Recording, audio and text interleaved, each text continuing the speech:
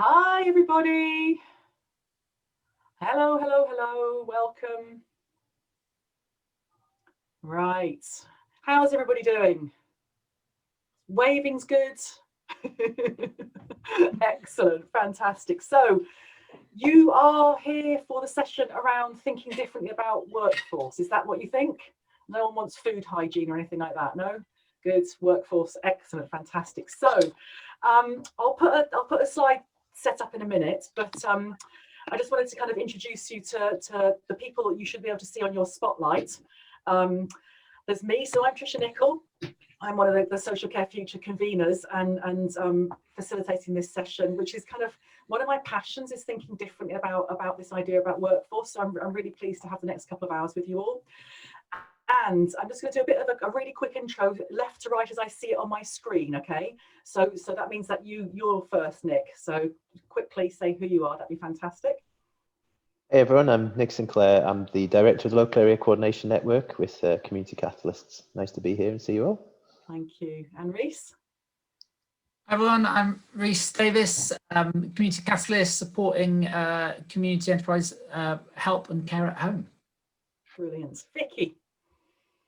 Hi, I'm a micro provider and I work independently offering care across West Somerset. Thanks, Vicky. And Sarah? Hello, I'm Sarah Livideus. I'm Chief Executive at the Fremantle Trust, and we have services for older people and people with a learning disability in Buckinghamshire. Thank you. And Sonia? Hello, I'm Sonia Woodhouse. I'm the Chief Exec of Carers Trust Heart of England, providing services to family carers. Brilliant. And Jim Thomas? Hello everybody, I'm Head of Workforce Innovation at Skills for Care. Brilliant. So we've got a couple of hours together, which is really exciting. Hold a second. I'm having to manage things like waiting rooms as well. So I'm being the whole turn today. Okay, so I'm doing all the practical stuff. So I need to make sure I keep admitting people. There we go. So I'm trying to do the practical stuff and coordinate everybody. So we've got kind of a two-parter to today. So we've got people talking about how they're addressing the issue in their organisation, in their lives, about changing how we think about workforce. And then we've got some time for you guys to work in small groups to actually think about what your ideas are for some new roles that you might get encouraged to think about by listening to people in the first half of the session. Okay, so I'm going to do the sharing screen thing, which I hate it once you go sharing screen because I can't see people properly, but I'm going to go for it anyway. So let's optimize, share, play from start. There we go. Now, let me just make sure I can see as many people as possible. And let me make sure I can see people who are maybe waiting to come in, because that's the other thing I need to be responsible. Tricia, I was just going to say, if you want to make me the co-host, I'm happy to manage the room for you, so you can. Brilliant, thank you so much, appreciate that. There you go, you're all co-hosted up. Cool.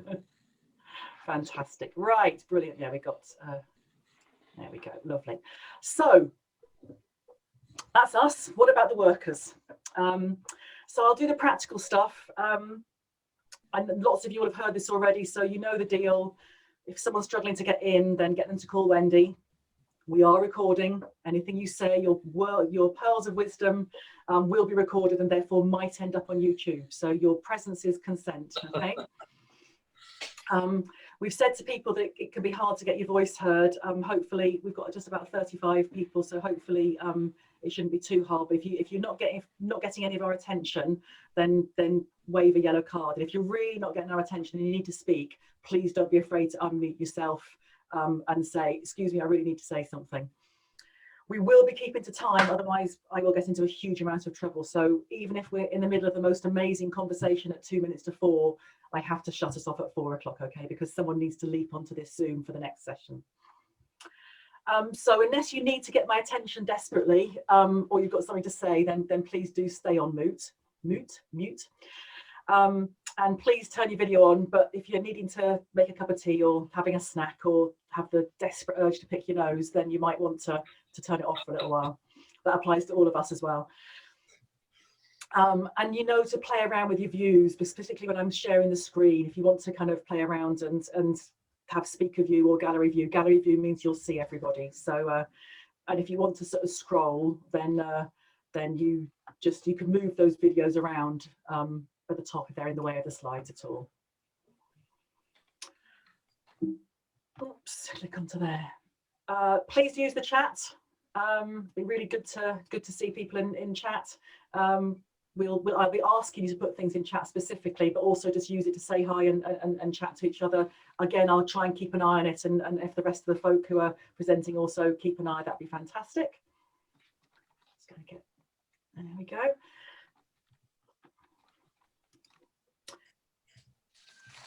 And this is our first slide. So we're gonna have a few people share some stuff, and Jim's gonna start off by chatting you through this wonderful graphic that a very good friend of ours called Pen Mendonça did. Anybody you've ever been lucky enough to have a session facilitated by Pen, she's not only a fantastic facilitator, but she's a graphic facilitator.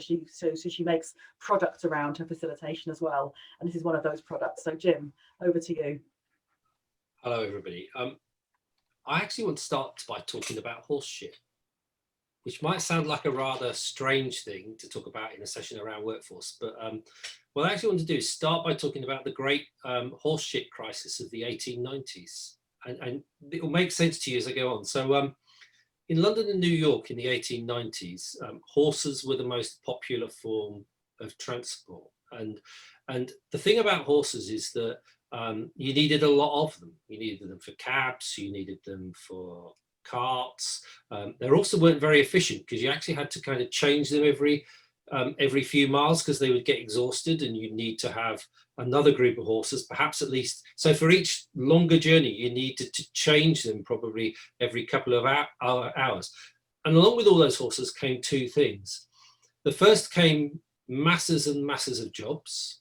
From the people that looked after the horses to the people that shoed the horses, to skills and knowledge around how to run a cab, how to build a cab, and all of the skills that came with that. Millions of people across the world were employed looking after horses. But the other element of that came with it was horse shit and dead horses. And in the 1890s, policymakers were really, really vexed by horse shit. And they'd actually calculated that at the rate in which manure was being produced, that by the middle of the 20th century, London and New York would be buried under about 10 meters of horse manure because they really didn't know what to do about it. Now when this report came out, it came out in the year the internal combustion engine was invented. And by about 1920, there were virtually no horses in London and New York. And most of the jobs and the roles and the things that people did to support and keep that horse-based economy going had disappeared. And the reason I start off by talking about that is that I think when we think about the workforce and we think about the workforce supporting people in local communities, we should never be as bold as to think that we know what the future contains. We should never be as bold as to imagine that what we believe social care and the workforce that supports people in a whole range of different environments is, that in 10 years from now, we'll have got that right. Now, this picture is a description of a program that we ran for about 7 years, looking at how did we harness the skills in local communities to be able to broaden the knowledge and the expertise and also the career opportunities for people in those communities around different aspects of social care.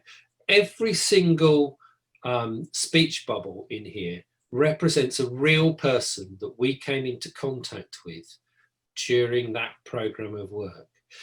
And the important thing to remember in that is that everybody has skills and knowledge that they can contribute towards delivering really good social care. But also everybody needs the skills and knowledge of others in order to do that well. When I think about the workforce, I think about the workforce not only in terms of the people who are employed in a role that is very evidently a social care role, say a social worker or a home care worker, but I also think about the impact that people have in other roles. So what skills and knowledge do people who work in shops need in order to support people living in their local community? What skills and knowledge do people who work in our parks need to have? What skills and knowledge do people who design our buildings need to have in order to ensure that they're accessible and that people can work with them? But also, what's the skills and knowledge of people who are being supported, and how do they contribute to the workforce as well? Now, I'm going to point, and I don't think this really works, does it, Tricia, on Zoom? But so I'm going to kind of go like this, but you will see somewhere, somewhere you'll see Sarah, yeah? So anyway, in the picture that you've just been given, somewhere down in the bottom right-hand corner, there's a little speech bubble that says writes poetry and sleeps rough. Now, the story behind that was that that's a guy who was homeless, who was writing poetry and sleeping rough, and had never really acknowledged the knowledge and skills that he had in poetry. But with some support from local social care services, he was actually supported to begin to be able to share his poetry with people in his local community. By sharing his poetry with people in his local community, he developed the confidence and self-esteem to come off the streets, to get himself into a place where he was actually able to then find himself a job as a teaching assistant in a local school. And from there, go on and move to live completely independently. And I guess what I'm trying to say is when we think about the skills in our communities and we think about our workforce, let's actually not just think about the formal qualifications that people have. Let's not just think about the formal things that they need to do for the particular role they have. Let's think about how the skills and the talent and the knowledge and the skills they have that don't appear to be anything to do with their existing job can be used as part of their job. So why shouldn't somebody who's really good at playing the guitar, who works as a care and support worker, also be encouraged to teach people that they work with how to play the guitar? Why shouldn't that be a formal part of their role?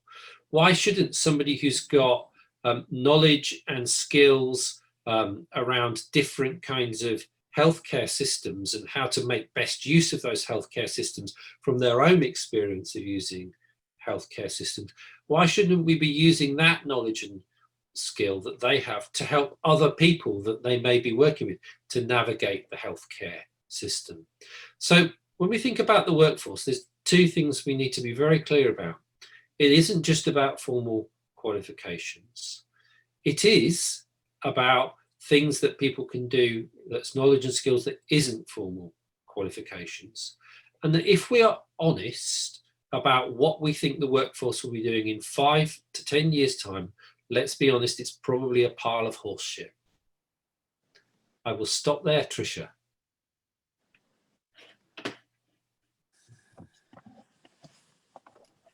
That's fantastic, Jim. Thanks ever so much. I might be using your horseshit story in the future.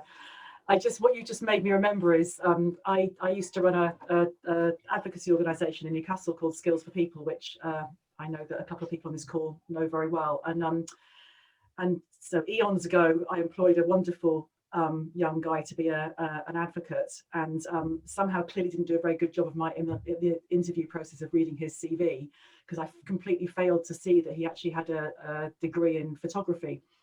And he worked for a couple of years, and every year I would pay for a photographer to come and do the photography for the annual report, until one day John said to me, you know, I could do that.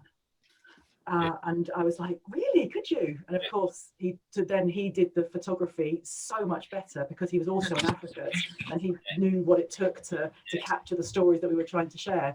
And then of course, and it saved us money, so and he loved doing it, so it was a win-win-win situation. So I love that idea, really important idea of sharing the skills and thinking differently about, you know, job and paid work and what you bring. So that's fantastic, thank you. Now I'm going to come out of screen sharing, because Vicky's going to talk next and she doesn't have slides, so let's be able to see each other, and that'll be much nicer. So Vicky, hello. Hello. I love the fact that you're sitting in your car. Yeah, I'm with a young man, and we are sat looking at the sea, having been quite adventurous on the Quantops. Excellent, fantastic. So Vicky, you're going to share a little bit about your work around microproviders, and I think that Reese, you might kind of jump in as well and add to that. Is that all right? Fantastic. So hi, I'm a microprovider, and I've worked through various different care sectors, you know, having different roles throughout about 30 years now. So I've been a microprovider in West Somerset for a year. That means Vicky, that can I just say, we might know what people might not know what a microprovider is. We're using these jargon words, aren't we? I just realised. Thank you. So a microprovider is someone who is independent, self-employed, meets set standards by the county council, and offers individual personal care decided upon by your client for snippets of time. So it could be for a day, but it is also unregulated. So it's managed by the client. So that's what a microprovider is. And I've been a microprovider now for a year in West Somerset, which means I can be by the sea, as I currently am, or I can be in the middle of nowhere in the hills. And we have a network where people can ask for help or know that somebody is able who wants help. So it's varied, it's individual, it's person-centred, it's dignified, and it's respectful. And it's decided by the client, so they have a complete choice over what we do. And we are there regularly, flexibly, and we are able to work without the restrictions of what a care agency would be able to do. We're not time managed, so if a client wants you there for the morning, you are there for the morning. You're not there for 10-15 minutes. We don't tend to wear a uniform, and we are seen as the friendly people that come in and do this care. So my day is varied, and I can work with people who are older, and I also work with people who were younger and working with independent skills.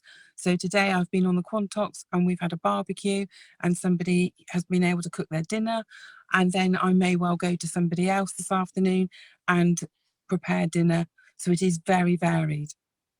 As part of that, it's about building the relationship with the person that you're working with. And it's about making sure that, again, it's need-led, and that lead is then by the client. It's about, through COVID, it's about making sure the care is safe. It is managed within the restrictions that we're all governed by at the moment. It's also about breaking down the isolation, and that can very much felt within the hills that we currently have, as well as by the sea. So we kind of cover everything. I'm self-employed. I follow the county council guidelines with the care that I offer. So that's about microproviding.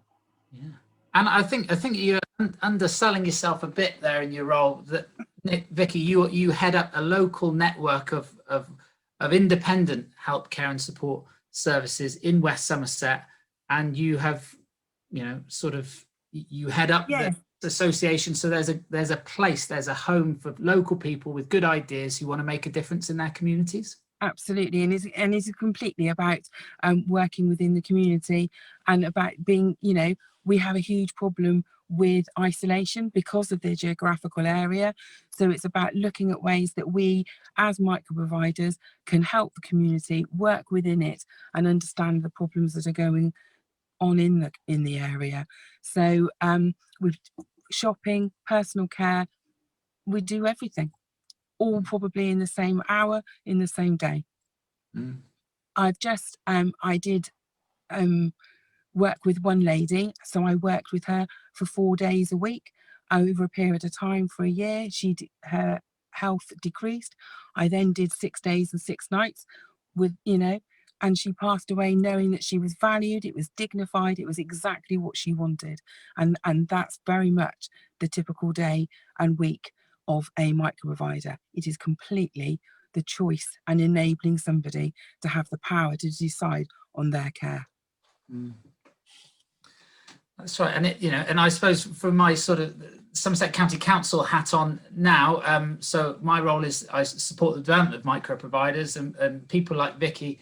You know, this was an experiment. We wanted to see what would happen if we could create the conditions for people like Vicky to explore or test or develop a service where they live. Can we give, you know, the tools and the information, but I think more important, the confidence to do it. And you know, and now it's all about Vicky and the other micro providers and the local networks, and actually, you know, I think building very much on from Jim's, you know, presentation, it's about, you know, what can happen. Amazing things can happen when people are given those confidence, skills and tools. And, you know, and there are lots of sort of hidden entrepreneurs out there, and there are lots of people offering a whole varied services as part of your network, aren't there, Vicky?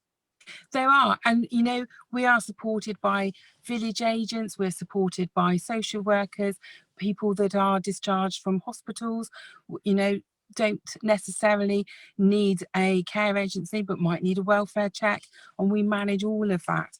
And there aren't enough of us. There is always a demand, but it's about working to the best that we can. And I walk away at the end of the day and I know I've made a difference.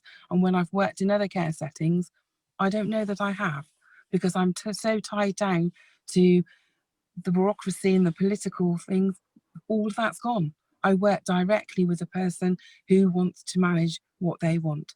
They want to stay in their own homes. They want to achieve that. And everything is achievable. You might have to be flexible and creative with how it's achieved, but it's about being driven by the client and what they want their outcomes to be, not what we feel they should be. There's a few questions in the chat there, guys. Would you be able to pick them up? Can you see them, Reese? Yeah. Is it about direct a new payments term and for a PA or a shared lives carer offering day support? So so it's not a new term for a PA. A PA we would see as a sort of employed role, whereas enterprises like Vicky, you are set up self-employed. You have your own terms of service. You advertise your service, and you are an enterprise that happens to be a sole trader. And under no umbrella body. So Shared Lives is an umbrella body, but you are totally independent, providing local support to local people. And the insurance that I have is very much, it's my insurance. So I've taken out an insurance. I have an enhanced DBS because of my other roles that I've had previously, and also because of the work I do now. And it is very much mine. So it's my insurance, my liability, my responsibility. Absolutely. And there's a question about what makes this a bit different, is that, you know, it's when we talk about grassroots or community-led support, well, actually, this is, you know, Vicky, you came, you know, like you say, a year ago saying, I'm frustrated. I want to make a difference. How do I set up? And luckily, you know, the environment was there in Somerset for you to get that information. That, you know, I think as a council and through Community Catalyst, we have a facilitating, supporting role, but it is actually, it's led, you know, very much by the providers themselves. There is no, you know, I wouldn't call it a council-led thing. Would you, Vicky? No, the council are there if I've got an issue. and I just want to run past an idea and check that what I'm doing is definitely something that a micro provider can do, rather than somebody who, you know, for a micro provider, everybody has to be able to determine their own care. So I can't go in and write a care plan that isn't in conjunction with the client. Whereas, you know, with my other hat on, when I've worked previously, I could determine the care that they need. Now it's driven by the client, and sometimes I just need to check that. So that's really useful to be part of that. Also, my standards are the same as Somerset County Council, and that's really good to be able to say to clients, I'm accredited, I'm approved, and my ID has Somerset County Council, that I'm an accredited micro provider.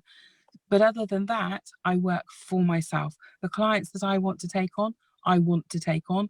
I want to build that relationship with someone, and that I want to, you know, see where the path takes us. So from that point of view, Somerset County Council are not involved in any of my clients. They don't determine what I do or how we do it, because actually that's the client that does that. I'm going to have to stop you in a second, but there's an important question coming up in the chat about this idea, the difference between a self-employed PA and a micro provider. And Claire, you've made a very fair point that there's very strict HMRC rules about someone who works regular days, set hours for somebody being self-employed. I just wondered, maybe it's Reece, you may want to pick that up. Yeah, I don't know. I mean, that's you know, sort of that's part of our toolkit, is that we recognise the risks and the considerations that need around employment status, and people need to set up right. You know, we're aware that a lot of people out there claim to be self-employed but are not actually, and part of the requirements to be registered as an accredited provider is to prove that she meets the criteria to be legitimately self-employed. And so that's part of our advice framework. That's part of the model, and that's part of the confidence that we can give to families and professionals out there around the enterprises that come through the development journey. So. And the other bit of that was that I'm assuming, Vicky, that most people pay you through their direct payment, yes? No, not necessarily at all. I have very few that pay through direct payments. So people are self-funded. Most are self-funded. Okay, fair enough. Okay. Yeah. So. And there was just one question that about how you account for sick leave. So if you're not well, do you have an arrangement with other people, other workers? Then we have. So I work, which would be good practice anyway. But I work alongside a couple of other micro providers who would be able to, you know, take in very last minute. What I have found though is that if I haven't been sick and I haven't had holiday, but when I have needed some time off, I've worked flexibly with my client to say, well, actually I can't do Tuesday afternoon, or it's short notice and they would rather not have anyone else come in. That's fine. Yeah, and I think that's the value of the networked approach, is that, you know, to say to people, I may be sick and I may be on holiday, but here's a list of other people that you can contact, or I can introduce you to if I'm unable to provide my services. So that's, you know, I think there's big risks to anybody doing this independently in isolation, but with a network, absolutely, you know, there are, you know, and it's also reassuring to the clients to know that I'm actually, yes, I am independent, yes, I am self-employed, but actually I do meet the Somerset County Council's standards, and that actually I am accredited and I am insured. And I think that actually gives people the reassurance to know that I haven't just walked off the street and said, I am who I am. Actually, I've got everything in place to do this properly. Brilliant. Thank you so much. That's brilliant. I'm going to let you go and keep doing whatever else you're planning to do this afternoon. Chicken curry now. I'm going to make a chicken curry. Go make a chicken curry. Fantastic. Thank you so much, Vicky. That's wonderful. You're very welcome. Excellent. Right. Thank you. Thank you. I'm going to share my screen again. There we go. And Sarah. Hello. Now I'm going to be that. It's going to be really irritating for you, isn't it? I'm afraid, because you're going to have to say next slide. I'll try and kind of get a sense of when you want the next slide, but yeah, otherwise that's fine. No worries at all. I'll say next slide. So thank you first of all for inviting me. I was so pleased to be invited. It's really, really good to be here. I'm going to talk actually about care homes for older people. So it was really nice to hear Vicky, and that was so interesting, but I'm going to totally the other extreme. So I'm not going to beat around the bush. Basically, care homes are institutions. I'm not going to pretend otherwise. And it is a highly regulated environment. So that's why we're going almost from one end of the spectrum, if you like, from a micro provider through to talking about care homes, which are actually often very large services, very large, sometimes buildings with lots of people living in them. But if I could please have the first slide. So in terms of my approach, I've worked with people all of my life, people who need support of one kind or another. And I think that for a long time, I thought care homes were, you know, bad places and we shouldn't have them and everybody should be supported to live at home. And that's how the world should be. And I still think in an ideal world, that is how it should be. But in reality, a lot of people do live in care homes for one reason or another. That's the way that services and social care is currently organised and constructed. And while we might aspire for something different, it's really important for me to deal with what's happening now so that where we are providing care for people, often at the very end of life, it is as good as it possibly can be. And that's what motivates me to say, well, okay, for the time being, we have care homes, let's make them as good as possible.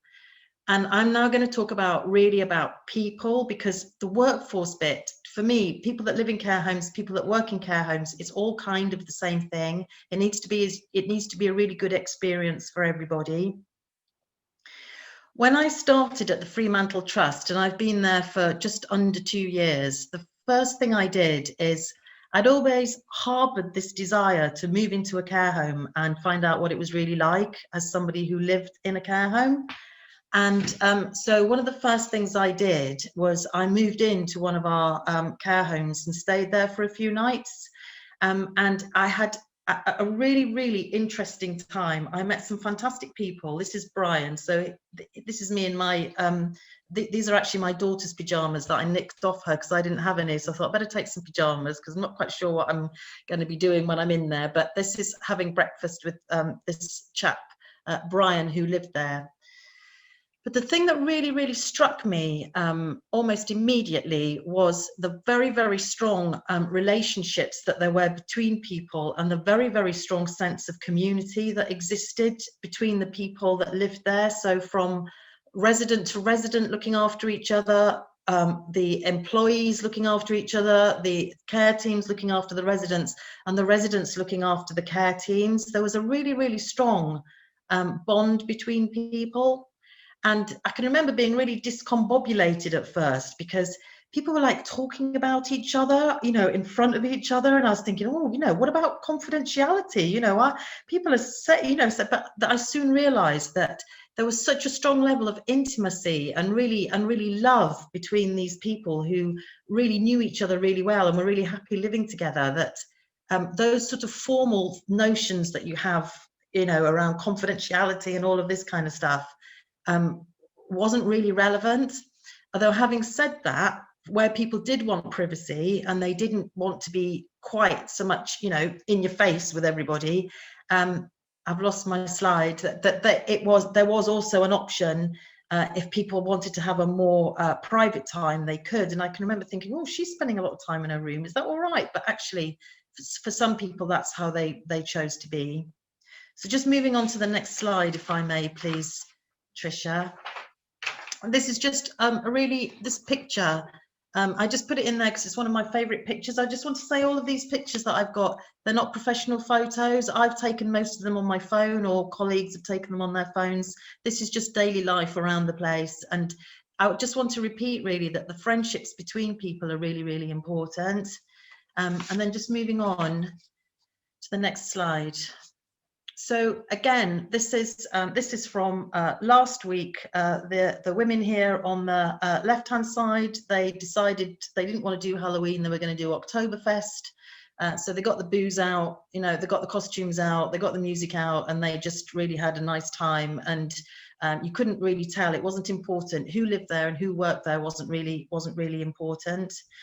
but also for people who've got higher needs, and we do support people right up to the end of life, helping people stay connected. In this instance, this is somebody receiving a message from their family, so people staying connected to the community and to their wider family and networks is really important at all stages, and that's something that we do. And next slide, please. And just to build on that, for me, and it's very topical at the moment in terms of people visiting care homes and visits for friends and for family, not just family, but friends as well. We've worked really, really hard to maintain those relationships throughout all of this horrible lockdown and everything that we're all experiencing, because for me, it was such an important value that people should have contact with their friends and family. Care homes are not prisons. Who are we to say that people can't have contact with their own husband, wife, mother, friend? And it's something that we did throughout. We started off in the gardens, then we moved to indoor visits, and we're going to keep that going throughout lockdown. I think it's absolutely inhumane to separate people at any stage of their life, but particularly at end of life, and particularly if they're living with dementia. Those relationships are so important, and we see ourselves as supporting the whole family, not just the person who's, you know, in front of us. So just moving on, please, next slide. So thinking about the workforce, colleagues, so my colleagues work in the services. I spend as much time with them as I possibly can. I do think it's a bit old-fashioned, but kindness, this value of like kindness is a really strong value. And also the word caring. I mean, I went through a phase in my career where caring was a bad word, and it was all about support. We support people, we don't care for them, because caring is quite patronizing. But actually, for me, caring now, it's a really strong value. We do care for people, we care about people, and we care about each other.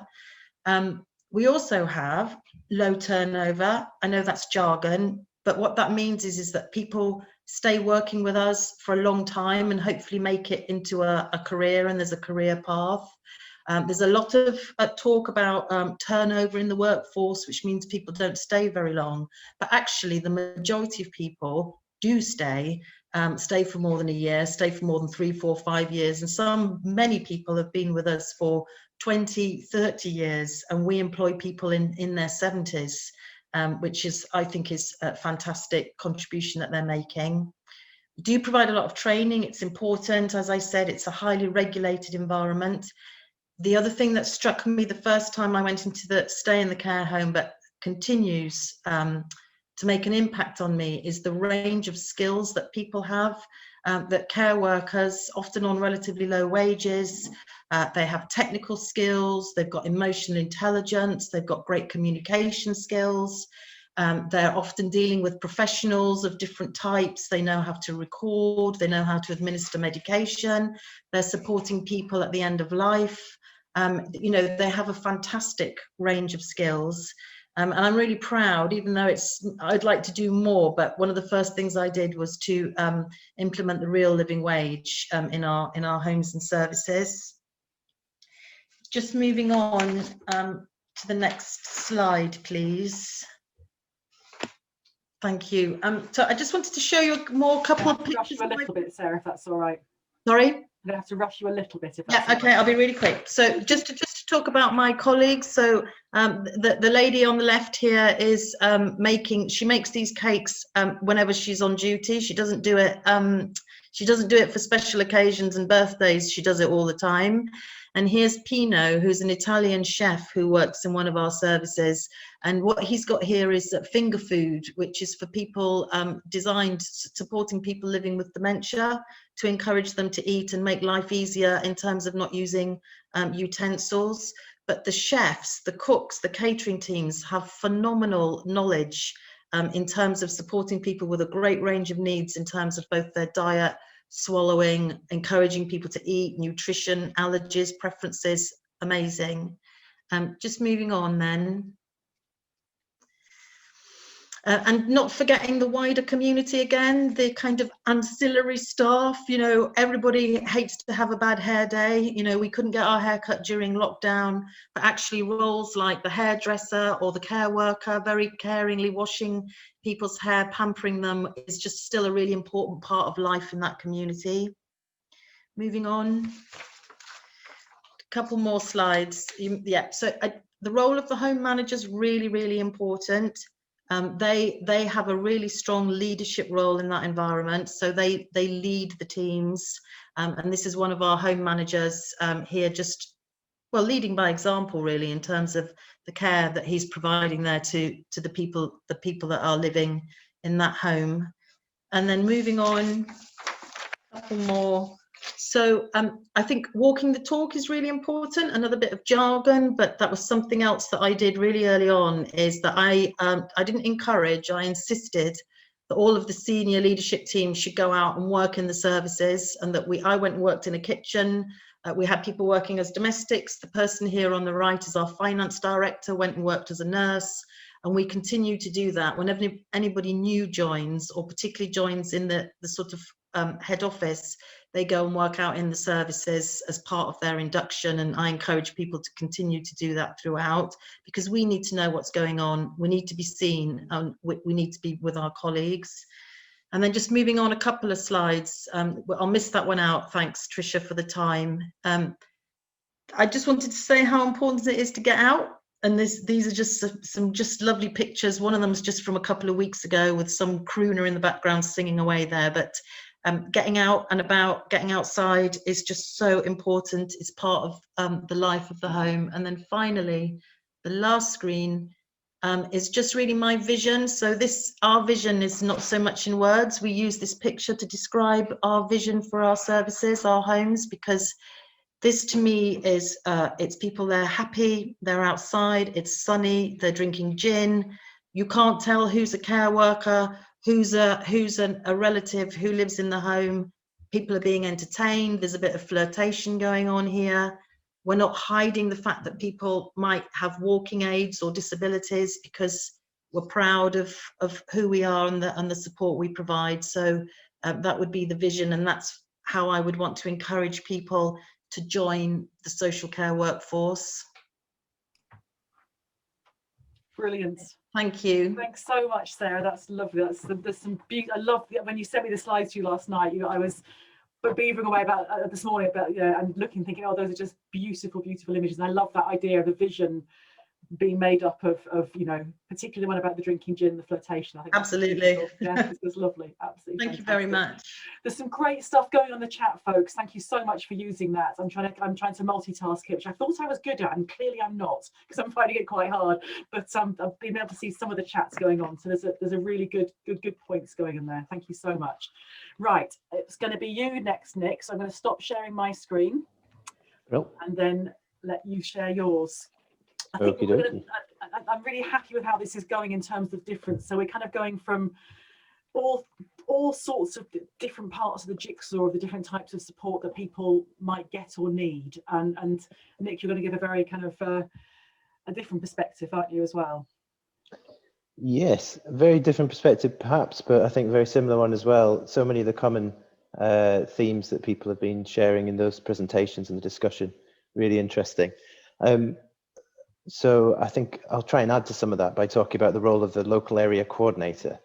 So my name's Nick, I'm the director of the Local Area Coordination Network. So basically my job is to support all the councils who've adopted local area coordination across England and Wales in the development of the approach. And I'll talk a little bit about what that role is in a minute.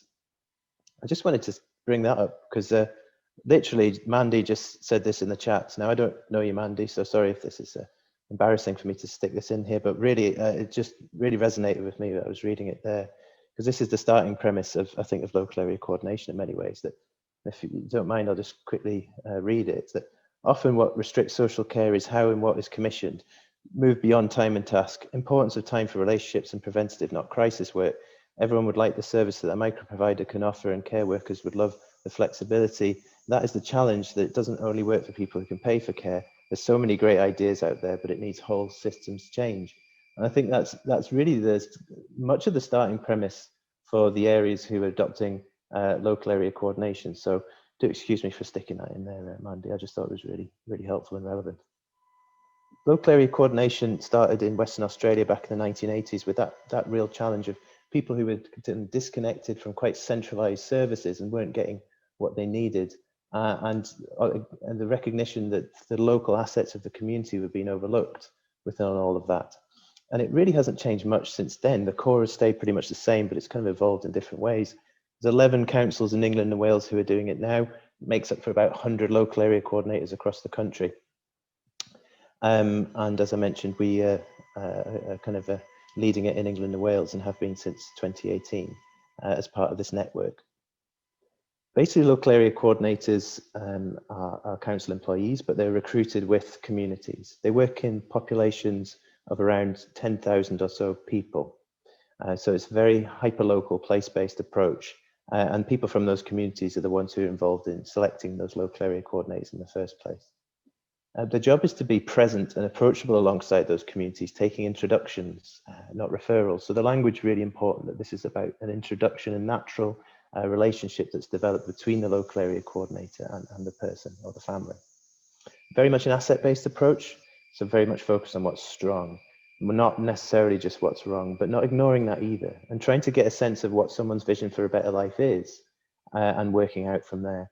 So rather than thinking about siloed commission services for different deficits and problems, it's what's the whole picture of you and your whole community within the context of the whole service system.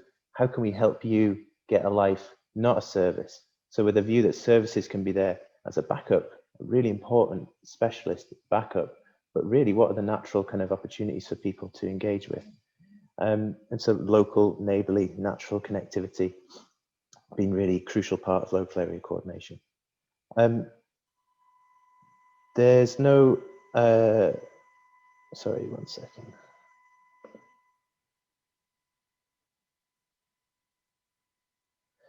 There's no assessment process, there's no criteria, and there's no time constraints to who can access a local area coordinator. It's just practical support on offer as and when people need it. And that local area coordinator can stay in that person's life for as long as they want.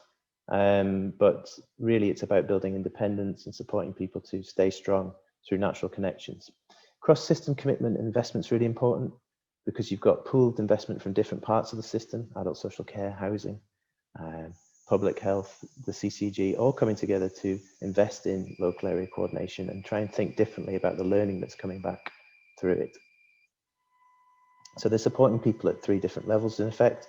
So people who are not yet known to services, who might be on the fringes of their community and disconnected from their community for whatever reason, and who were looking to build resilience and remain part of their community. People at risk of becoming dependent on services who are looking to stay strong and diverting the need for more expensive formal services, and people who are already using services who are trying to get out of them perhaps, or who are trying to build back up their independence and use services less. And this is really their job.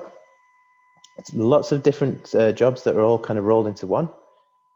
Starting off with a kind of identifying someone's vision of a better life, looking at their strengths and what they have to make and how they can get over their challenges that are stopping them from making their contribution.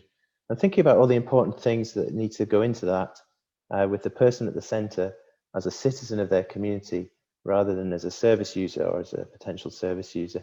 And community being a really, really important component of that tool of their work, those natural connections that they can support people to build, and then the community building out from there too. And I just wanted to talk through some of these things, a couple of these stories to just give you a sense of how it's been working during COVID times. These are some examples from Derby City Council. So Brian there telephoned adult social care requesting a formal support package to help with his shopping. Now, a traditional service response on the phone could have been to signpost Brian to front door for adult social care assessment that might take place several weeks later or not at all, and that assessment could likely lead to a non-eligibility outcome. But instead, he was connected with a local area coordinator, and together he and Catherine had a conversation, and then he built connections with one of his neighbours, Michael, who visits him twice a week to fetch his shopping and checks on him, see if he's okay. But they've also become really good friends too, and that's become a very reciprocal relationship. And this has prevented the need for adult social care assessment and potentially support as well. And perhaps this story here about Sarah, who was struggling with her mental health, and rang up to get some phone numbers for support. Now, normal support could have been just to signpost Sarah to a mental health support service, which may have been overwhelmed, and certainly was during these times, or given phone numbers for crisis support if things get worse. But in fact, through this conversation with Catherine, Sarah was supported to become a neighbour who would collect prescriptions for her older neighbours. So she got back into her community by making her contribution. And this gave her a real sense of purpose and reduced her feelings of loneliness, and gave her something positive to focus on during a very difficult time, creating a huge amount of social value and preventing further mental health crisis for Sarah. So very much similar to what other people have been saying. It's just about flipping the script a little bit, thinking differently, focusing on people's strengths and their potential contribution in their community. And that is more or less it from me on local area coordination and the role of the local area coordinator in all of that. And welcome any questions. Brilliant. Thanks so much, Nick. I love that bit, that final slide plays to something that I'm really passionate about, and that idea of people's lives change most hugely when we stop seeing them as the person who just needs the support and start seeing them as a person who's got something to offer. And I think for all of us, that's what makes a difference between life being good and life being a bit rubbish, is how much we have that sense of being someone who's useful and needed. So I think that was the real take there for me. So absolutely. Fantastic. And again, there's a few bits going on in the messages there. And yes, I think I don't think anything particular on this. Michael, I'd love your quote there. I think person-centered care comes from people acting like neighbours, friends, citizens, rather than as a professional. We need to foster and enable local people to do that in their local communities. That's a lovely quote there, Michael. Really love that. So fantastic. Brilliant. Right. Who have we got next? We have Sonia next. So let me just share my screen again.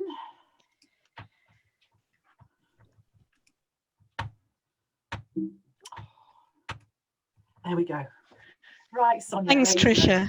Cheers, thank you. I wish I had some of those wonderful pictures that Sarah had, but okay. I'm Sonia Woodhouse. I'm the Chief Exec of Carers Trust Heart of England, and we're a family carers charity to support carers in Coventry and Warwickshire. Tricia, could I have the next slide? So I wanted to show this because I just wanted to give you an idea of what we do as a charity. So in the first slide, the first part of this, we do deliver services to carers. That can be young carers or adult carers, but people who are not being paid to care. So these are family carers, friends, neighbours. We provide information, advice and support, carers assessments, one-to-one support, groups, activities. It's a non-regulated offer to support carers. And really, we developed from an old Crossroads care, which helped carers by offering sitting, respite, emergency services for family carers. And from there, we then developed into actually being quite a large home care provider for Coventry and across into Warwickshire.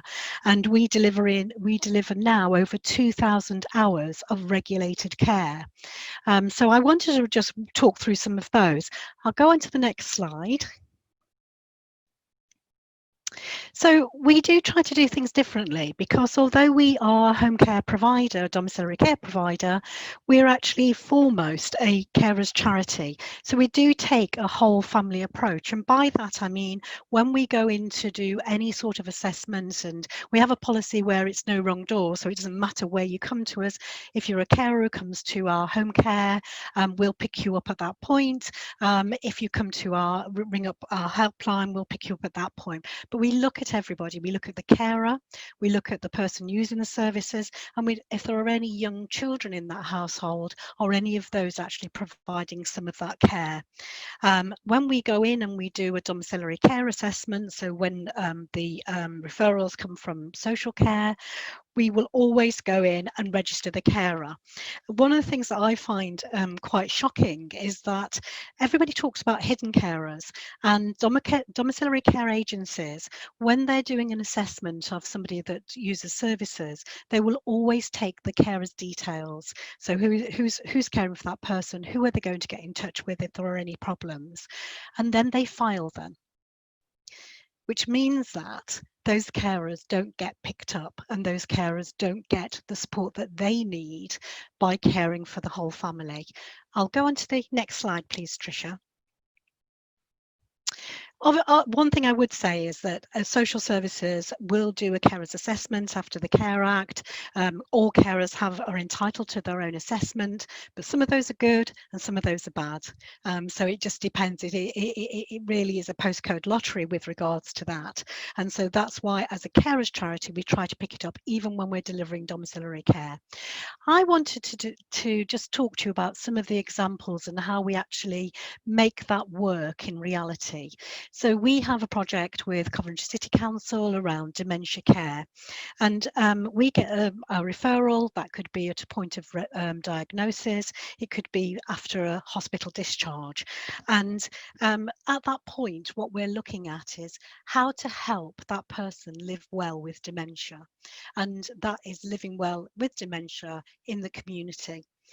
Usually it's about a 6 to 12 week program, and we do provide some domiciliary care, some home support within that program for that person.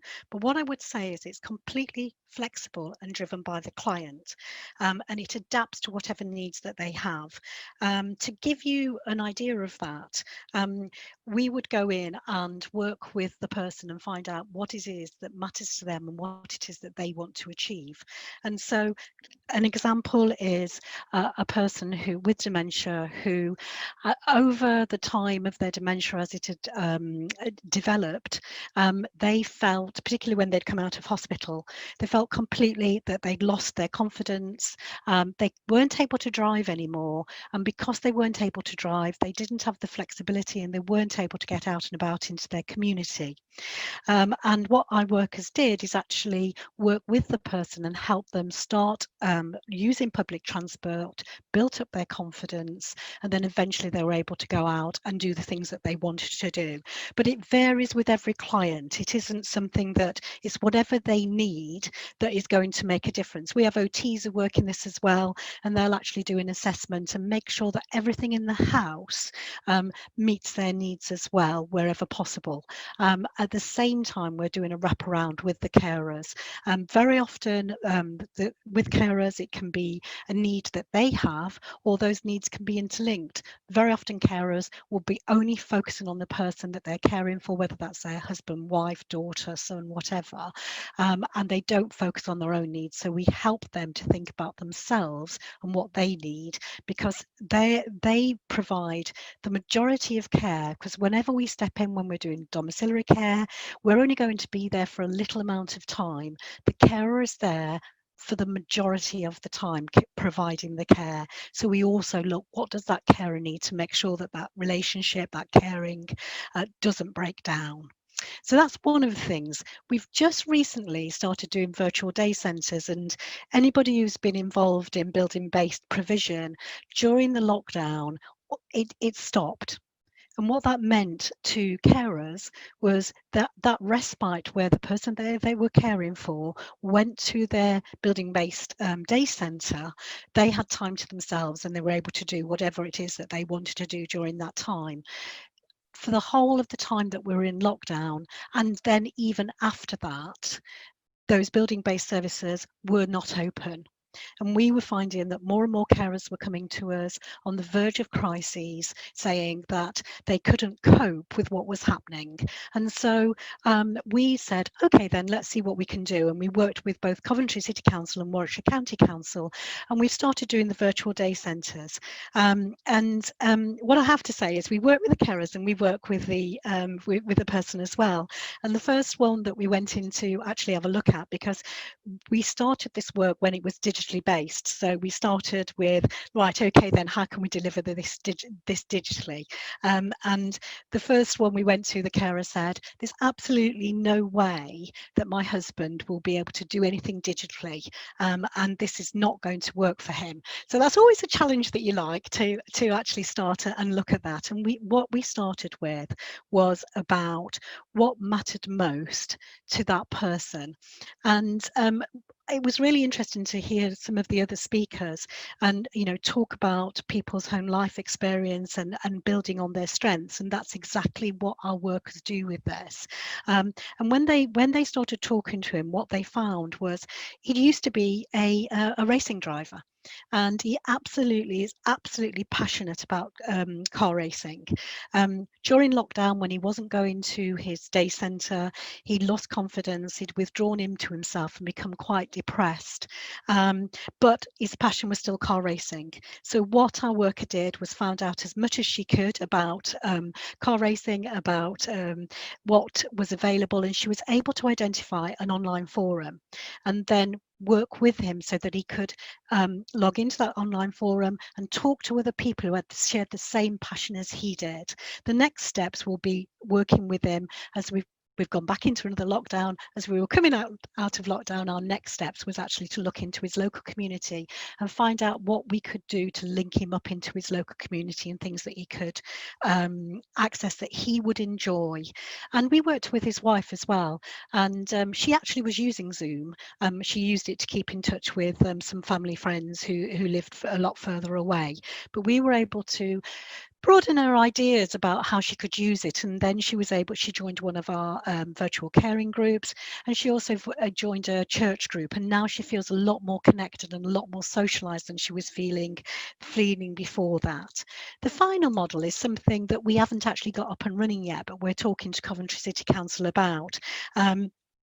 What I would say in all of these services, thinking back to what our first speaker was saying, we don't, Vicky, that we don't wear a uniform, that we are very flexible to meet clients' needs. And what our workforce have is the autonomy to respond to the clients and what their needs are. In our new model, we've got 3 elements. So basically, it is about an individual plan for the person, and everybody talks about individualized plans. And when you're delivering home care, domiciliary care, very often it's lip service. If we're absolutely honest about it, somebody has personal care, you go in for 15 minutes or 30 minutes, you're getting the person up, washed, dressed. And as much as we want to encourage our workforce to do other things, you're in a very time limited amount of space. In our new model, what we're looking at is really individual plans and starting with what matters to the individual. The second part of it, and we will also work with the carer and draw up a care plan, a plan for the carer at the same time. It will be working across all health professionals, because one of the things we want to do is to reduce unnecessary admissions to hospital. An example of that is the majority of older people get admitted to hospital in an unplanned admission, very often because of UTI. But they can become disoriented, confused, gets mistaken, they end up in hospital. When they're in hospital, very often their independence and their condition does deteriorate before they go home, and so they can need a bigger care package when they actually go home. What we'll be looking at in this new model is looking at the circle of support. Who in their friends, neighbours, the local community, what is it that can actually support them? It's not all about using formal services. And the final part of that model is actually looking at community connectivity, and we'll actually have a worker who will be linking up and supporting the person to re-engage with their community in whatever way. And when I say community, it doesn't always have to be a place, a geography of community. It could be a community of shared interests, like the racing. I'll move on to the next slide, please, Tricia. And so all of those different things. Little bit, Sonia, if that's Yeah. all right. Very good. Yeah, all of those, these are the common features. We use in salaried staff. We give a higher level of training. They are empowered to make it personal so that they can do whatever is needed. We work across all of the statutory agencies and take a whole family approach. And the strength space is about the strength space of the individual who's using the services, but most importantly is about linking to their communities. The last slide. And I suppose I just wanted to finish on this. Really, where we start from, the most important thing is what matters to that person and what matters to that family. Thank you.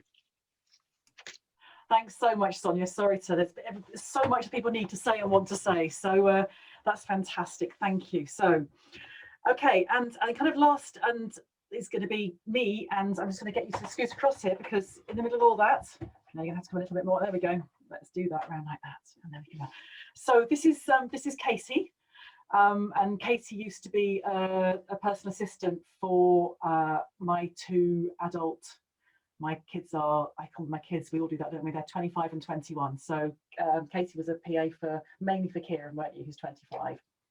So, and she's going to help me talk about some of the things that my passions, I guess, around the role of being a personal assistant. Now, a bit of a proviso is that I'm really mindful that I'm thinking about a particular type of PA, probably, that some of my friends who live with a physical impairment and who want very specific roles around just, you know, get me to work, sort this out, maybe don't want to work in the same way as I'm talking about. But for my kids are autistic, and certainly the kind of thinking that I've been doing around what a PA role is like for us applies to lots of families of learning disabled and autistic people, certainly. So so that's Kieran. Josh was the other person, the other was Kieran's PA as well. And I kind of wanted to start off by talking a little bit about Josh, because I think these photographs encompass the role that Josh played in Kieran's life rather beautifully, because that's then in Barcelona. Josh was on holiday in Barcelona, was planning a holiday in Barcelona with two friends, the two young women who are on the left of the line on the wall photograph. And about a couple of weeks before he left, he said, I've just suddenly thought, I'm going to Barcelona. Kieran really loves cities, doesn't he? Would he like to come out and meet us and have a few days in Barcelona? And so that's what we did. Kieran was 17 at the time. And that's Kieran lying on the wall, and the furthest on the right, that's him lying on the wall in Barcelona, and then outside the Sagrada Familia, and then on the beach with Josh. But it was Josh was Kieran's paid PA and did a lot of work with him, helping him think about the kind of job he wanted to have and helping him get work experience.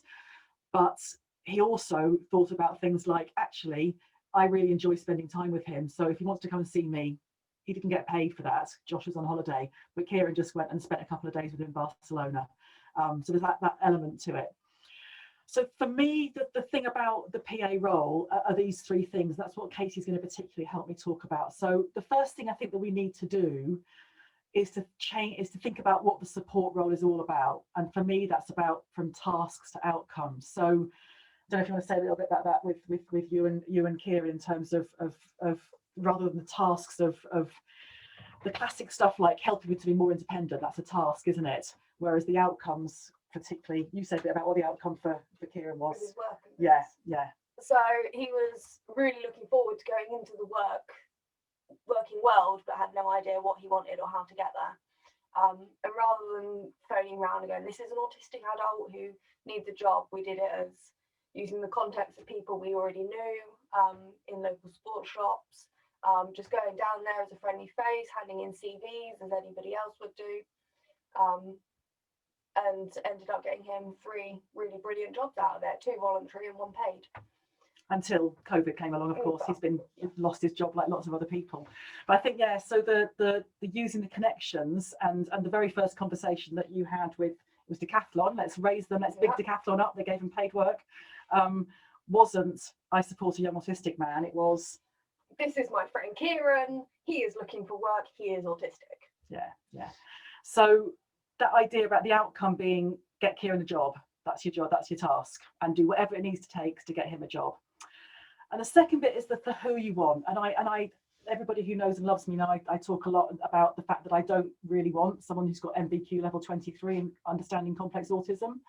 I'm much more interested in people who've got the right skills and knowledge and values. And I frankly don't care if they've ever met anybody autistic before or even know what the word means, because my kids will teach them that and I'll teach them that. What I can't teach is someone who's got a great heart and who believes. I think Rebecca, I think this is something you're in the chat alluding to, is that I want people who believe implicitly in the right of disabled people to have the same life as everybody else does. And I think that's what everybody I've ever employed has certainly shown that. And if you wanted to say a little bit more about it. Definitely. I mean, I came in with no experience, no qualifications. I didn't know any autistic adults. And then I came and met you guys, and through my own personal experience, so I did a bit of time in the care system when I was younger, through homelessness and things. So I've had that experience of not being treated with the respect and not being given the opportunities to live your life to the full as you deserve to. And that was really important, wasn't it? Yeah, you could relate to that. On a human level as opposed to a professional level, as to just wanting them to have the best life that they could. Yeah. And that's harder to teach. That's much harder to teach. So getting people who've got that, and I've never, in all the time I've employed PAs, which is 11 years now, I've only ever had one person who's had anything to do with the world of health or social care. And the final bit, and this is the bit I'm most passionate about, I think, is where and how you're going to find people. I don't put adverts up that says I need someone to work with my daughter who has got complex autism, severe learning disability and challenging behaviour, because I kind of think people go, really, do I want to do that? So we use local connections and social media, and I just put a couple of the adverts. These are my adverts. So this is the one of the Facebook one is the one that Katie responded to. There she is, Katie Ritty. So yeah, slightly off the rule request. This is our local Facebook group. I'd only lived there July, so I haven't lived there very long. My wonderful 18-year-old daughter is a typical young woman and loves music, cinema, shopping, etc. She also needs a bit of help and support to enjoy these things, and I'm looking for a young woman, must be over 18, interested in hanging out with her on a Saturday or Sunday and some evenings and getting paid for the pleasure. And I actually got quite a lot of interest from that, but one of them was Katie, and that was kind of the rest is history.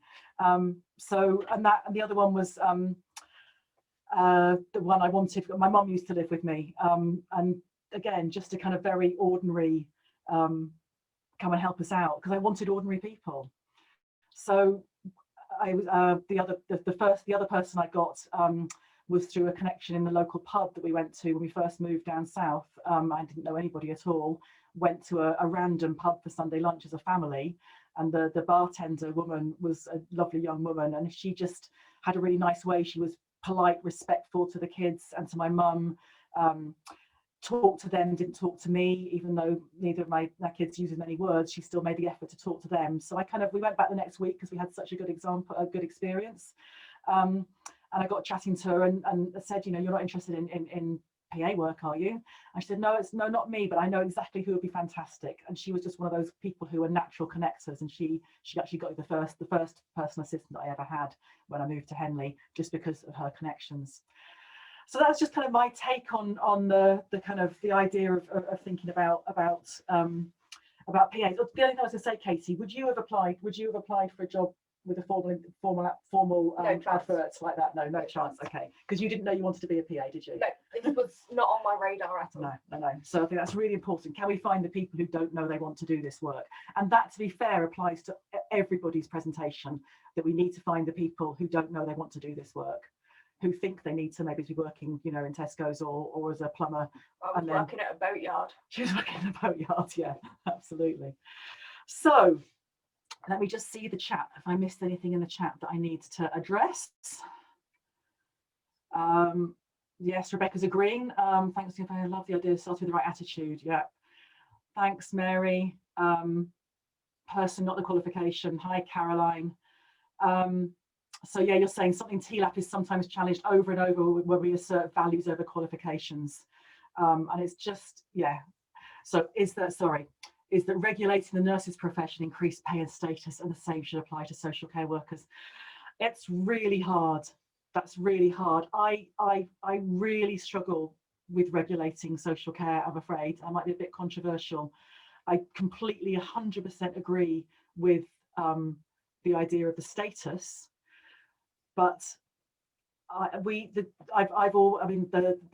was very quickly able to put Katie's pay up to more than £10 an hour, which was good. But I think that we need to work with local authorities in a more kind of outcomes focused way, because it makes sense for local authorities to look at setting a direct payment rate higher than they mostly currently do. They're barely, most of them barely look at the living wage as a thing. We are saving money. If I find the right people, then they will save the public purse money in the long run, because my kids getting the right support means they're likely to need less support. Kieran's a really good example of that. So often stuff you've done with Kieran that has required one-to-one support has very quickly meant that he hasn't needed support, because Katie's skills as a connector have got him connected to be able to be in that particular role without support. So I struggle with the idea of regulating, I'm afraid. There's a huge issue at the moment there's a huge movement for regulating PAs, and I run away from that a mile. And you can please, anybody else, please say they disagree with me. Okay, thanks, Caroline. No worries, turn the camera off. Okay, guys, what I'd like you to do, if it's all right, you've heard lots of people speak, and our challenge to you is I'm going to put you into some small groups, and I want you to think about a role or roles that you think we'll need to make our social care future vision a reality. You know, the idea that we live in places that we belong, we're surrounded by people we love, doing things that we want to do. So if that's our social care vision, and you've heard lots of different ideas of roles that from people this afternoon, I'd like you to make a poster that shows an advert for the role that you're thinking of. Now, that role might exist at the moment, but it might not exist. So you could please be as creative as you like, and show an advert for that role that you think will attract the right people to the role.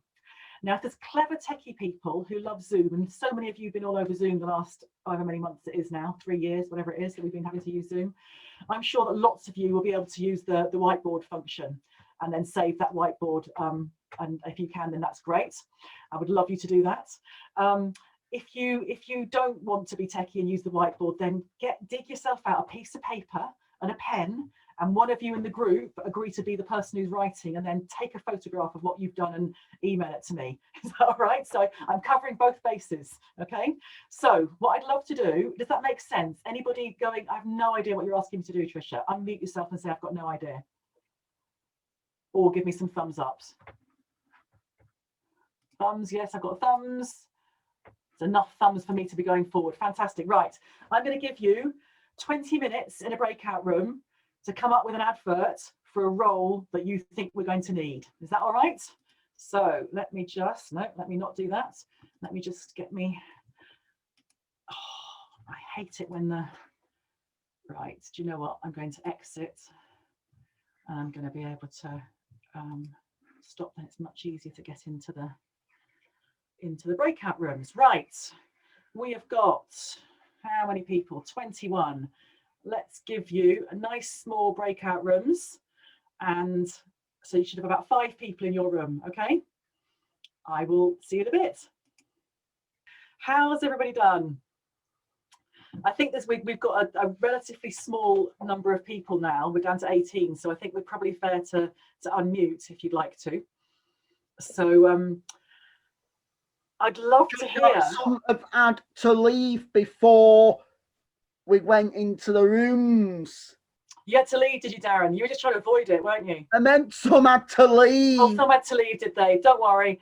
It's the nature of this festival, Darren. Don't worry. Some people can stay for the whole time, and some people need to get going, and there's competing sessions and all sorts of things. So I would love to hear about a role that one of you came up with. So who was in breakout room 1? Go on, you got one. Go for it. Rosalita, what did you come up with? Yeah, well, we were in breakout room 1. Well, I'll there you go. share my screen. Let's see if that works. Go for it. Hold Hold your breath, everybody. Hold on. It's okay. Talk amongst yourselves. Should I sing? Sorry. This is an example of why this job will be so important once. Yeah. Is it? Yeah. Excellent. Okay. Are you just kind of building up the suspense? There we go. Oh, hark at you with your whiteboard. Well done, team. Very impressed. Right. Can you make it big? There was only one of us that knew how to do it. Yeah? Was I that failed us? miserably. That's not you. Was that not you, Jim? It wasn't me. No, definitely wasn't me. Can you find a way of making that big, Rosalita? Oh, okay. You can't read it. Double click on it. Try double clicking on it, opening it. No.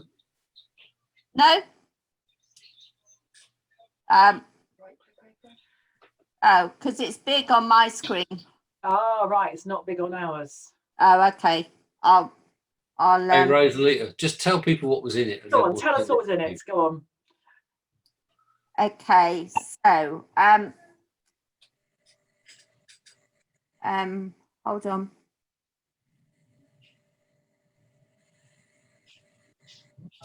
You're just kind of trying to scare us all with your anticipation, aren't we? Oh, look! Oh, hey! Look at that. Well done, Hey. Rowan. Well done. Right. Now it's a bit too big, isn't it? Don't worry. Okay, so Talk us through it's basically an advert for a social care geek. I like the idea of a social care geek. Great. We're thinking that in the future, you're going to have, especially post-COVID, you're going to need to be able to make sure people are connected. You're going to need to make sure people aren't then feeling socially isolated. So, and more, you're going to need somebody who's got some really key skills around being able to know all things geeky, but also have some emotional intelligence thrown in. Excellent. So that's our sort of little key job description, that they will be able to be good communicators, really want to be able to know about IT and all things technical, but also be able to have a laugh and be open to change. And yeah, so that. Passionate about social justice. Absolutely. I think that's that's a really good line. Passionate about social justice. Definitely. Brilliant. At the same time, know how to reprogram the Sky remote. There's one more line that's missed off the bottom on salary, which says this will be a very well-paid job because of how important it will be in the future. So it's going to be a well-paid job. Yeah, brilliant. Thank you. Price on application. Price on application. Fantastic. Would you be able to email that to me, Rosalita? Would that be all right? I'll pop my email in the chat. Okay, that'd be fantastic. Thank you. Yeah. Brilliant. Okay, if you stop sharing your screen. I'll try and do that. Yeah. Brilliant. I'm just typing my email in the chat now, because I can't talk and do that, of course. I think I'm joking. I really can't. There we go. So who's next? What was breakout room 2? Who was breakout room 2? Yeah, that was my group, myself and Rena and Declan and Mervyn and Natalie. We also used whiteboard. We didn't get to as complete an advert as that one because we spent more time discussing the different roles that might be needed. But I can share. Also tell us about some of the different roles you were thinking about. Then that'll be really interesting to hear. Yeah. Okay. Let me see if I can share my screen and get it. Hang on a second. Whiteboard share. Let's see if it's there. Oh, it's all gone. Where's it gone? The one that we did. It's disappeared.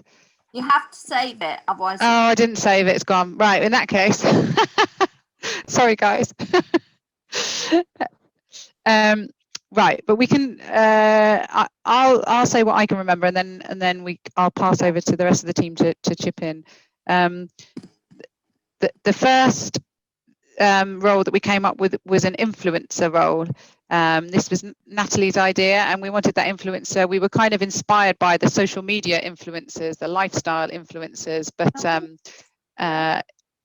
but it was broader than that, which was about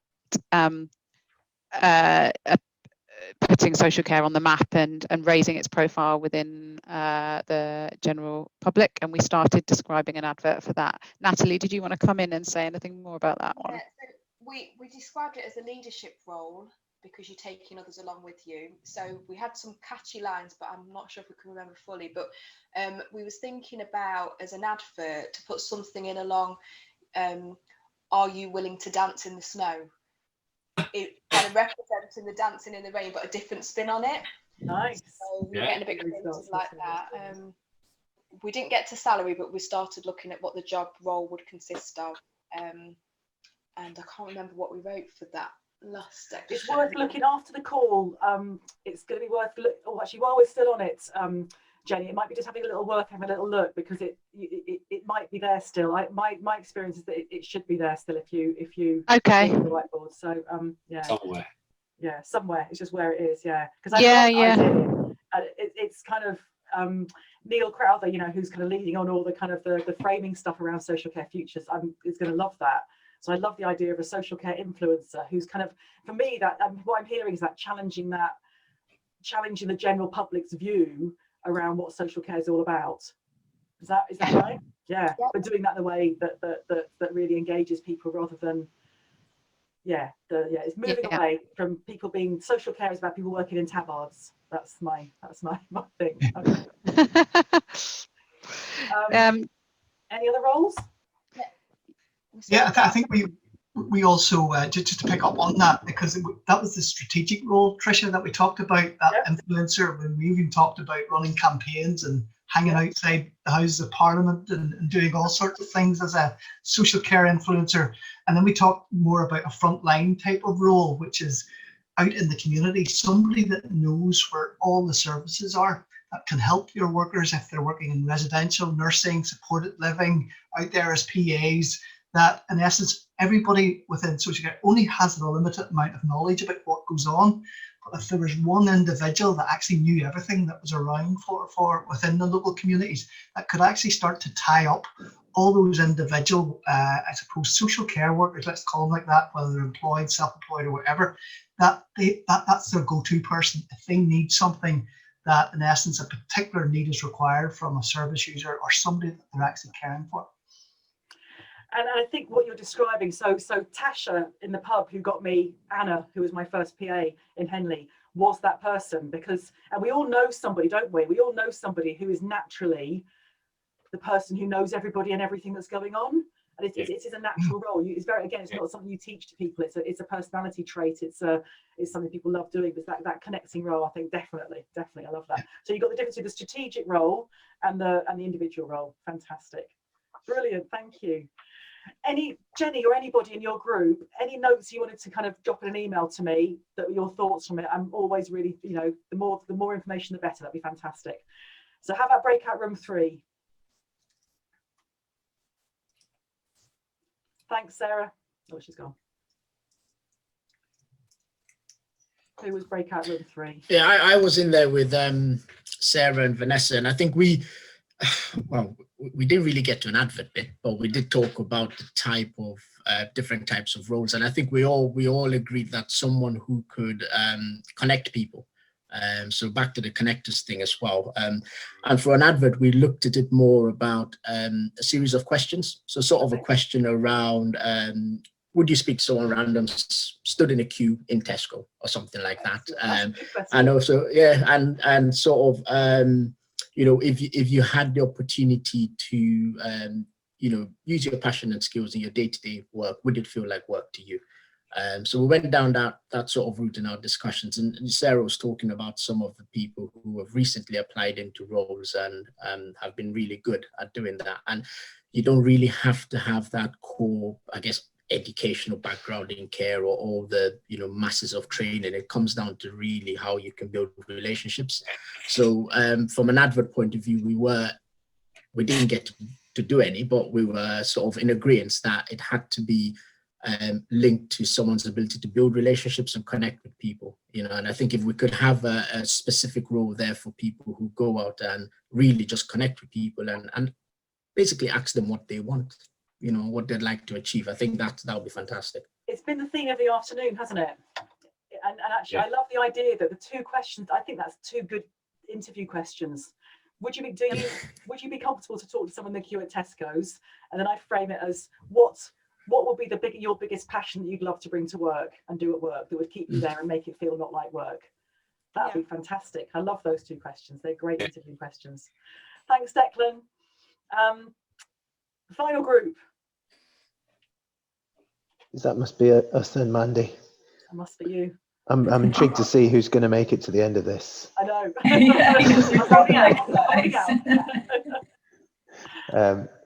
We're doing it, guys, with the final 12, 13. So, we talked a lot of what Ali was saying there. We're talking about quite similar things, Mandy, weren't we? Around I suppose, the values and how you assess people against those values, really, and really understand that with very limited time to kind of get to know people. So we didn't really get to the point of talking about a job description, but we're certainly thinking about the behaviours that we'd expect, which I think were reflected in what Ali was saying.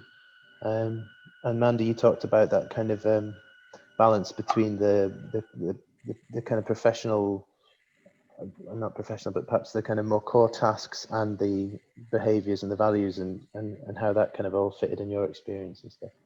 Yeah, and I suppose it's back to, I know Trish, you were saying about, you know, qualifications, but we talked about that social care can actually be very challenging at times, and you know, in terms of maybe, you know, we're saying that we wanted to attract people, you know, line earlier about, you know, attracting people who didn't know that was the career that they wanted.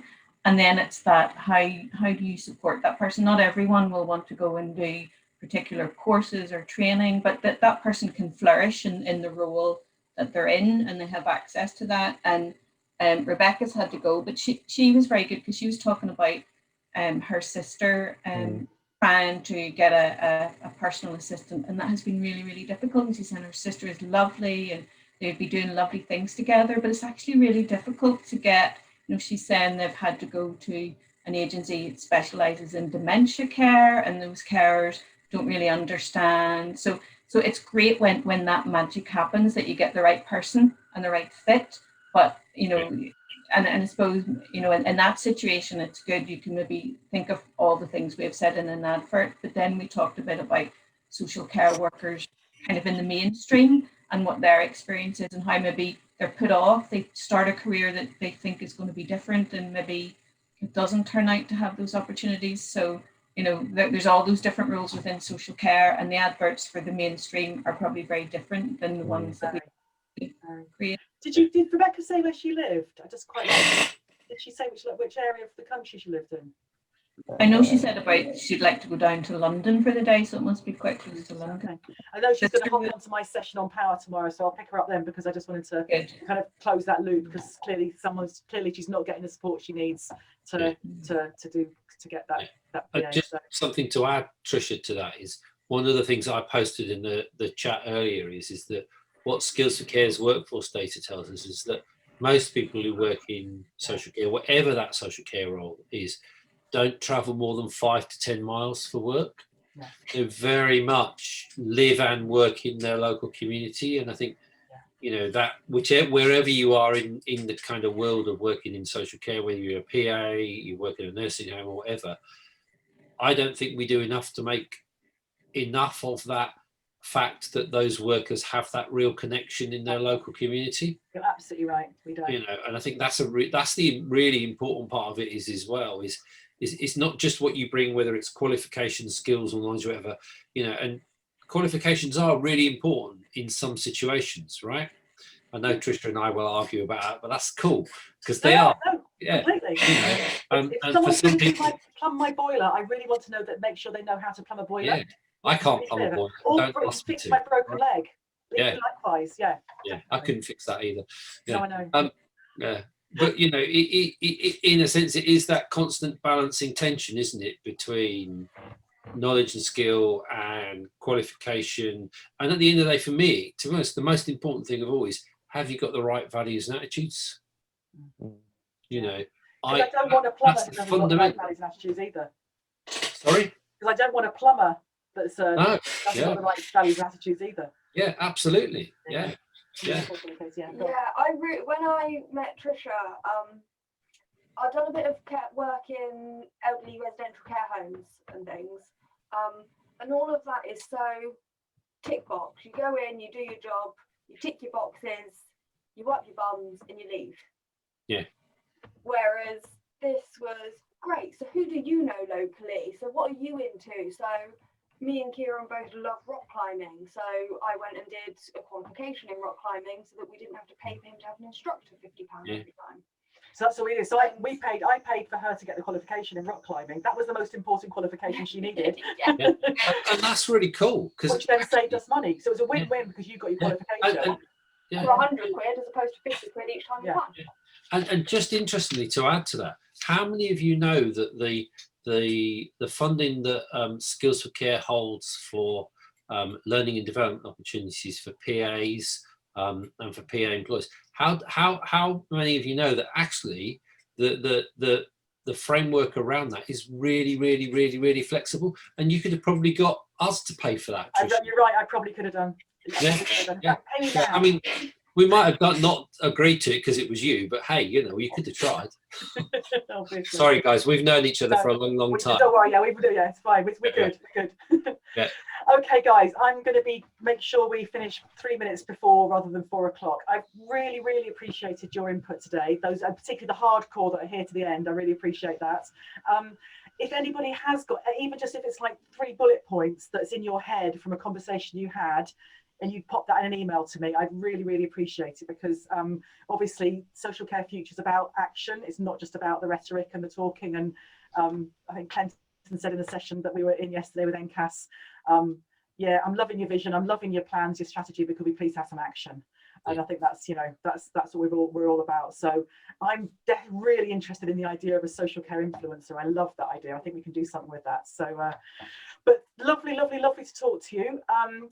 There's next sessions. I should know when the next one is, but I don't know when the next one is. But all I know is that there's a wind-up session that I'm doing, a 5:30 for half an hour, and then there's a social at 7 o'clock. So thank you so much. Thank you, Nick, as the last person of the people who are presenting with me, for doing your bit. Really appreciate it, from Denmark. So wonderful. And obviously you get the recordings. We'll share the presentations, so all of that will come out to you as soon as we can. All right, lovely. Thank you so much, guys. See you later. Bye, everybody.